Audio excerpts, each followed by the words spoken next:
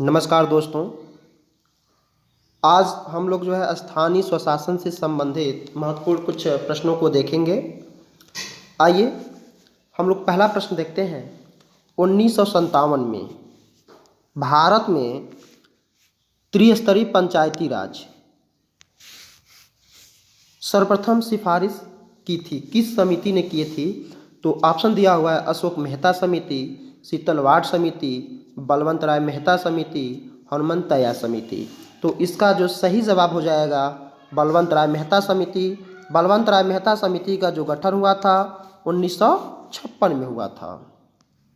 आइए हम लोग दूसरे प्रश्न पे चलते हैं। प्रश्न नंबर मेरा दूसरा क्या कह रहा है? भारतीय संविधान का अनुच्छेद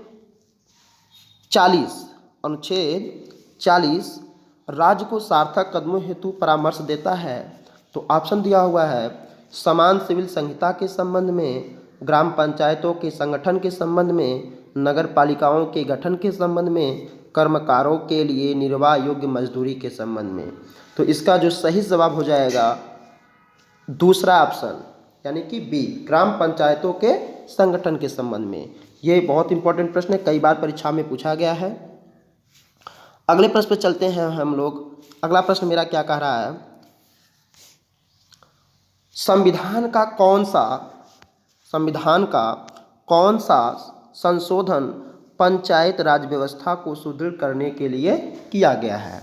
तो ये 73वां संविधान संशोधन, 74वां संविधान संशोधन, 81वां संविधान संशोधन, 44वां संविधान संशोधन। तो आइए 73वां संविधान संशोधन क्या है कि 73वां संविधान संशोधन ये अधिनियम 1992 में पारित हुआ था। कब हुआ था? 1992 में। और प्रभावी जो हुआ था, अगर प्रभावी आपसे पूछ लिया जाए तो ये हुआ था 24 अप्रैल 1993 में ये क्या हुआ?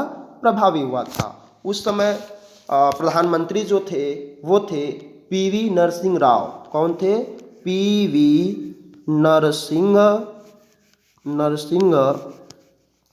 राव। उस समय ये भारत के प्रधानमंत्री थे। अब 74वां संविधान संशोधन, ये 74वां संविधान संशोधन जो था वो भी 1992 में ही पारित हुआ था, अधिनियम लागू हुआ था।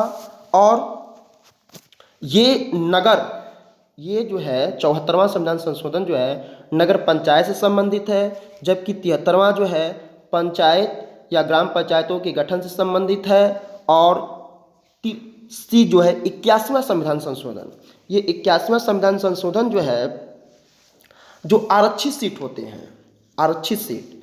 तो आरक्षित सीट क्या है? जैसे कि किसी वर्ष खाली पड़ी हुई आरक्षित सीटों को अलग से रिक्त सीटें माने तथा उन्हें अगले वर्ष किसी वर्ष में भरे जाने की व्यवस्था करें।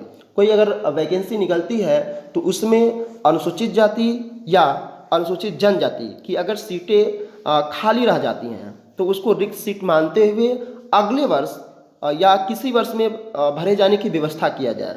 इस तरह से अलग से रिक्त पड़ी सीटों को उस वर्ष भरी जाने वाली सीटों से जो कि 50% आरक्षण की सीमा को पूरी करती है के साथ जोड़कर नहीं देखा जाना चाहिए। ये 81वां संविधान संशोधन में है। जबकि इस संशोधन के तहत जो बैकलॉग पदों में आरक्षण की जो 50% की सीमा थी उसको अब क्या कर दिया गया है? समाप्त कर दिया गया है। तो 81वां जो संविधान संशोधन है वो खाली पड़ी हुई आरक्षित सीटों से है। अब देखिए अगला है 44वां संविधान संशोधन। कौन सा संविधान संशोधन? 44वां क्या है कि सशस्त्र विद्रोह के आधार पर घोषित आपात की स्थिति में जो अनुच्छेद 19 है, अनुच्छेद 19 ये निलंबित नहीं होगा। तो ये 44वां संविधान संशोधन क्या है कि अनुच्छेद 19 जो है हमारा जो है ये निलंबित नहीं होगा। अब बात आएगी आपात की। एक पॉइंट मैंने कहा कि आपात जो है अब तक कुल भारत में 3 बार लागू किया गया है। कितनी बार? 3 बार।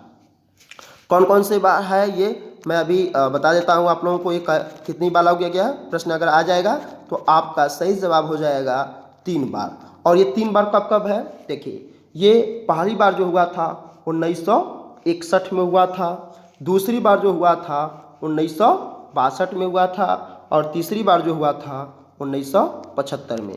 तो अब तक कुल टोटल 3 बार आपातकाल की व्यवस्था लागू हो गई है। अब हम लोग जो है अगले प्रश्न पे चलते हैं। अगला प्रश्न मेरा क्या कह रहा है, ध्यान दीजिएगा।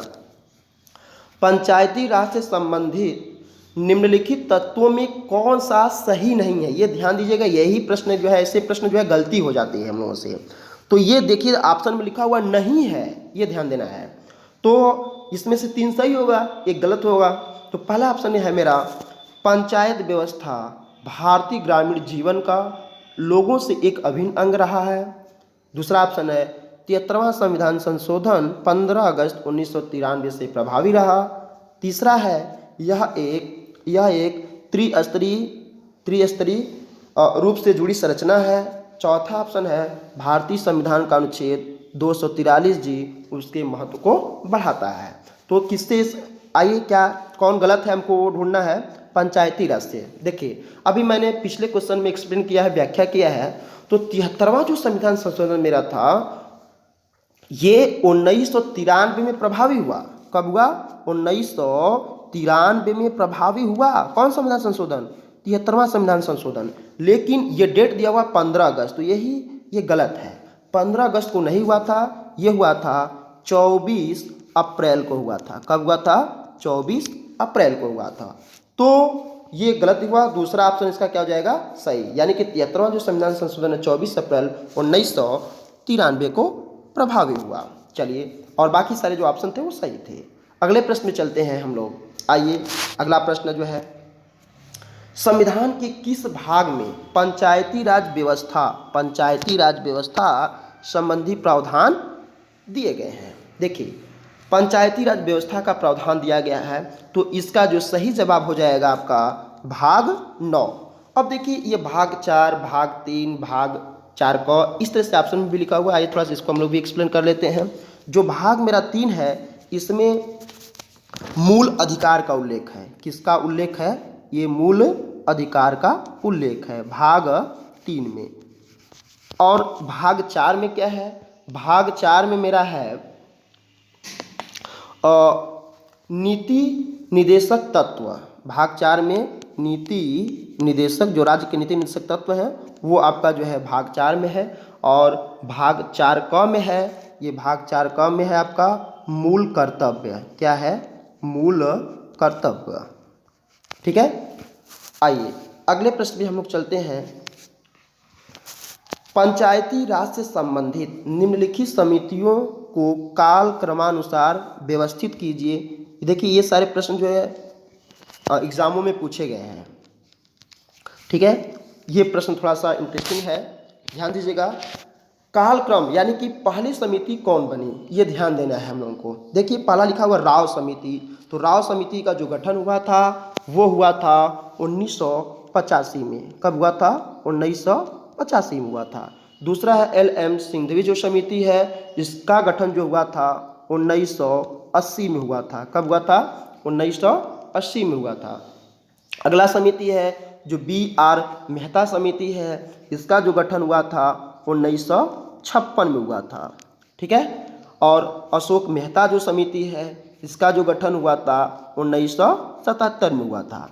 तो इस प्रकार से ये कालक्रम है। तो इस प्रकार से हम लोगों को सजाना है, तो सजा लेंगे। देखिए पहला समिति जो है कालक्रम के अनुसार सजाना है, ध्यान दीजिएगा। तो इसका जो सजाएंगे तो इसका जो सही जवाब हो जाएगा, इसका सही जवाब हो जाएगा C नंबर ऑप्शन। क्या हो जाएगा? C।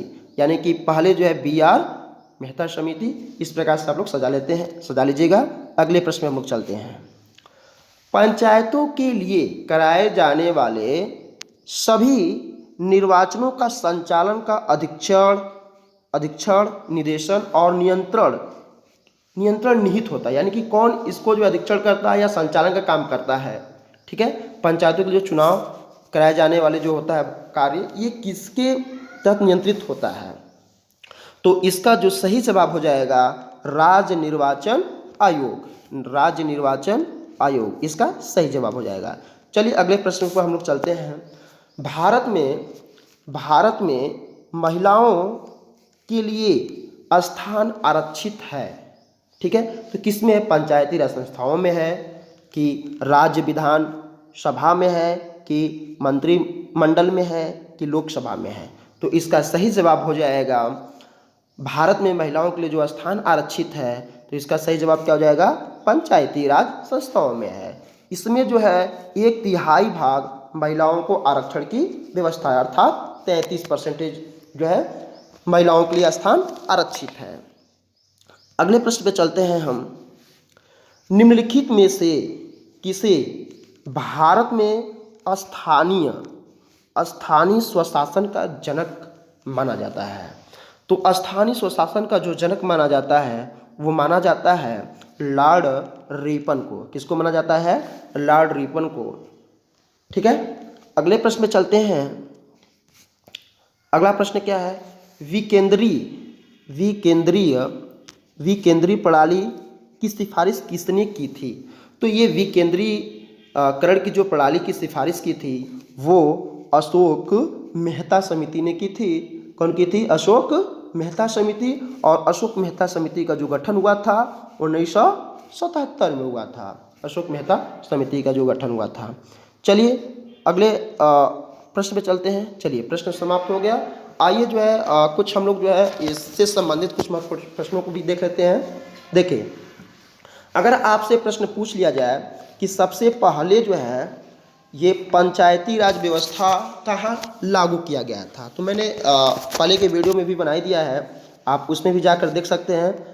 ये 2 अक्टूबर, कब? 2 अक्टूबर 1959 को राजस्थान के नागौर जिले से, राजस्थान के नागौर जिले से सबसे पहले ये लागू की गई थी। और ये राजस्थान और आंध्र प्रदेश ये ऐसे राज्य हैं, राजस्थान और आंध्र प्रदेश। सबसे पहले राजस्थान हो गया, वह आंध्र प्रदेश, यहाँ पर सबसे पहले जो है पंचायती राज व्यवस्था लागू किया गया था। और उस समय जो प्रधानमंत्री थे वो पंडित जवाहरलाल नेहरू जी थे। कौन थे? पंडित जवाहरलाल नेहरू जी थे। ठीक है, आइए और हम लोग जो एक आध दो प्रश्न देखते हैं। भारतीय संविधान की 11वीं अनुसूची में, किस सूची में? 11वीं अनुसूची में कुल कितने विषय निर्धारित किए गए हैं? तो कुल जो है 29 विषय निर्धारित किए गए हैं। ठीक है, कुल कितने विषय निर्धारित किए गए हैं? 29। एक प्रश्न और हम लोग देख लेते हैं। भारत में नगर पालिका संबंधित संवैधानिक प्रावधान, जो संवैधानिक प्रावधान दिया गया नगर पालिका को, वो किस तिथि को लागू हुआ था? वो किस तिथि को लागू हुआ था? तो ये लागू हुआ था 1 जून 1993 को लागू हुआ था। ठीक है, धन्यवाद।